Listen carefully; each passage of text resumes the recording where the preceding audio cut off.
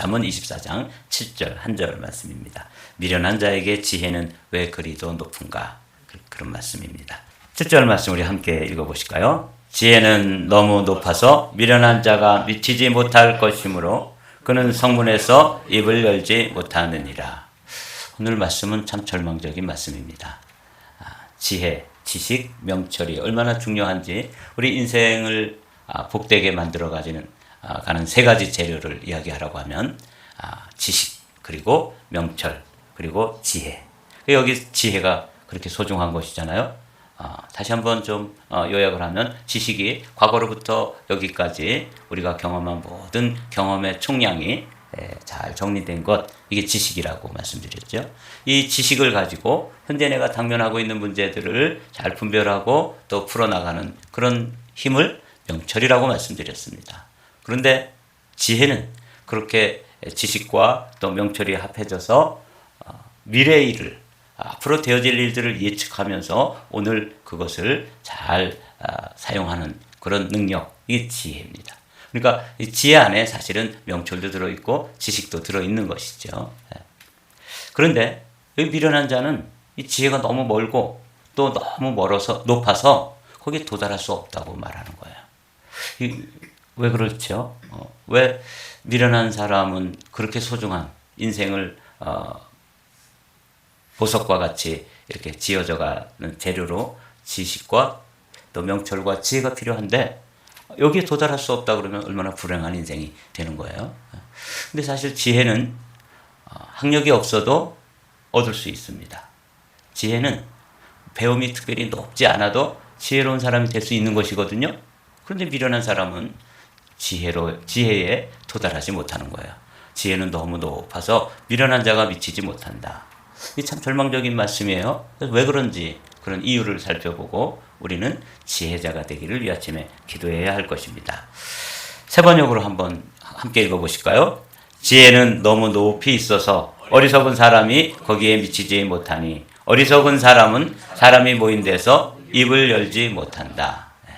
이 성문이라고 하는 곳이 이제 사람들이 모이는 곳이잖아요. 거기서 이 미련한 사람 또는 어리석은 사람이라고 번역이 되어 있는데 이런 사람들은 거기에서 입도 뻥끗 못하는 거예요. 왜? 지혜가 없으니까.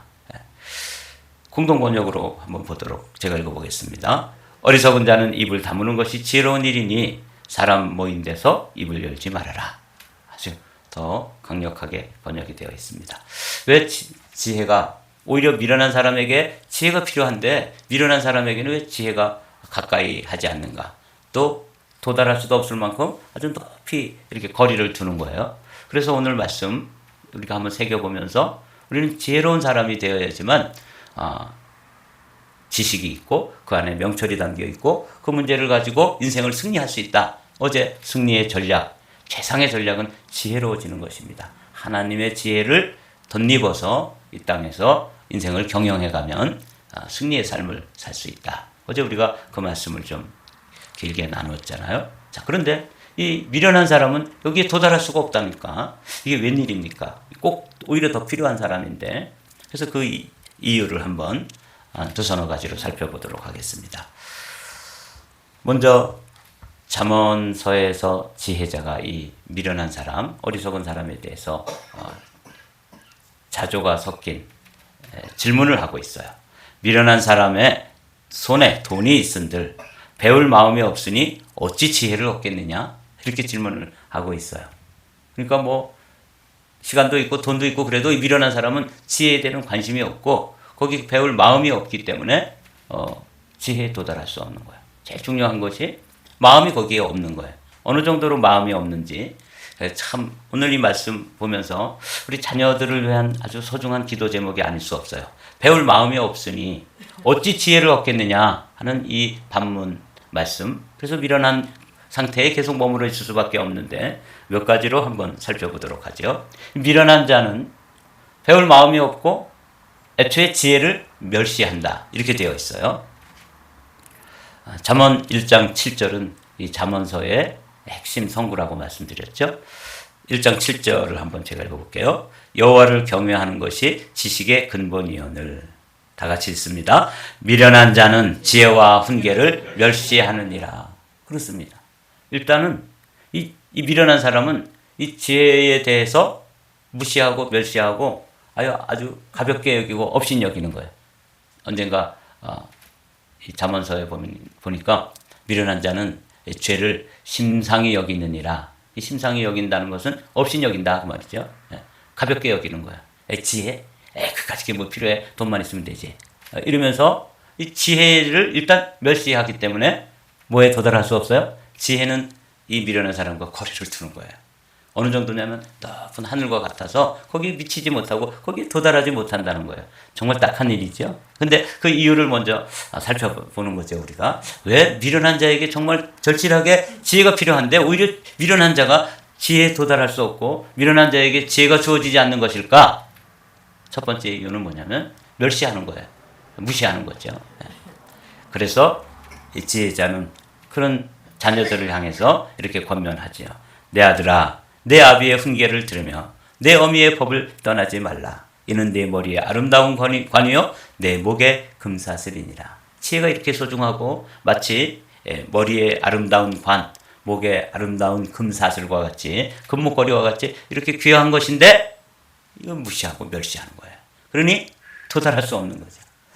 그래서 우리가 이 말씀 오늘 우리가는 마음에 좀 잘 새기면서 우리가 지혜로운 자가 되어야 되는구나. 이렇게 좀 말씀을 지혜를 사모하는 마음으로 왜 미련한 자는 지혜에 도달할 수 없는지 두 번째 이유를 살펴보겠습니다.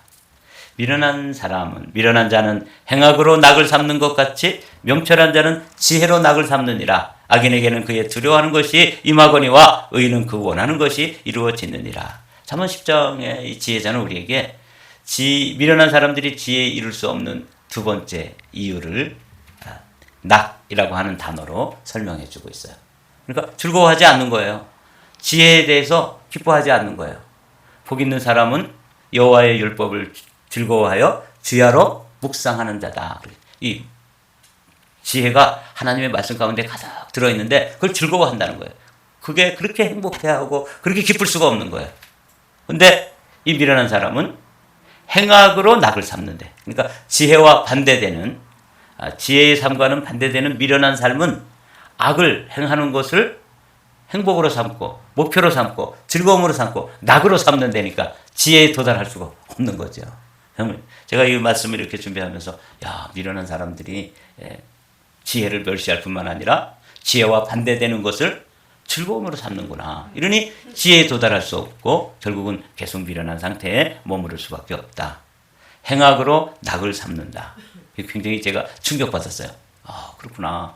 그걸 즐거움으로 삼으니 그 인생이 어떻게 변화가 될 수 있겠습니까? 그래서 우리는 지혜를 필요로 하는 사람들이고 지혜가 인생에 아주 소중한 인생을 건축하는 건축 재료라고 말씀 나눴는데 우리는 지혜를 즐거워하는가? 명철한 자는 지혜로 낙을 삼느니라 이렇게 되어 있잖아요. 그래서 여러분 오늘 이런 말씀도 좀 귀담아 들었으면 참 우리 인생에 도움이 되는 그런 소중한 말씀이 아닐 수 없습니다. 이 미련한 사람이 지혜에 이룰 수 없는 세 번째 이유를 성경 말씀을 찾아봤습니다. 잠언 12장 14절에 있는 말씀인데 한번 제가 읽어볼까요? 사람은 열매 맺는 말을 하여 좋은 것을 넉넉하게 얻으며 자기가 손수 일한 만큼 되돌려 받는다. 어리석은 사람은 자신의 행실만이 옳다고 여기지만 지혜로운 사람은 충고에 귀를 기울인다. 이 미련한 사람은 자기만 옳다고 그런다는 거예요. 자기 주장만 주장하는 거예요. 이게 미련한 것입니다. 그러니까 상대방 이야기도 좀 듣고 여기 보니까 지혜로운 사람은 충고에 귀를 기울이는데 전혀 귀 기울이지 않는 거예요. 특별히 지혜의 충고. 지혜로운 사람은 조언을 해주고 어드바이스를 해주면 거기에 이렇게 귀를 기울일 줄 아는데 미련한 사람이 미미련한 상태에 머무를 수밖에 없는 세 번째 이유는 뭐냐면 자기의 고집만 부리는 거예요. 그리고 누가 얘기하는 거는 좀처럼 듣지를 않아. 그러니까 이 지혜자는 뭐가 발달해야 되겠어요? 귀가 발달해야 돼. 귀가. 듣는 귀. 들을 수 있는 귀. 누군가 말해주면 비록 그 사람이 나보다 나이가 어리거나 또 나보다 배움이 적거나 또 내가 볼 때 뭐 좀 그렇게 존경할 만한 그런 게 없더라도 일단 상대방이 이야기를 하면 귀 기울여 들어보는 것이죠. 유명한 이야기가 있잖아요. 둘이 길을 가면 언제나 우리는 그 둘 중에 한 사람에게 배울 만한 것이 있다. 그잖아요. 스승이 될 수 있는 거예요. 그 사람의 배움의 유무라든지 학식의 유무라든지 뭐 이런 것과 상관없이 가다 보면 그 사람에게 뭐가 있냐면 과거로부터 현재까지 경험되어진 노하우가 있잖아요. 뭐 배움이 없는 사람들도 있을 수 있죠. 그럴 때 귀를 기울이면 이렇게 이런 또 방법도 있구나. 사람은 자꾸 배워야 되거든요. 그런데 미련한 사람은 자기만 옳다고 우긴다는 거죠. 그러니까 계속해서 배워야 되는 거죠.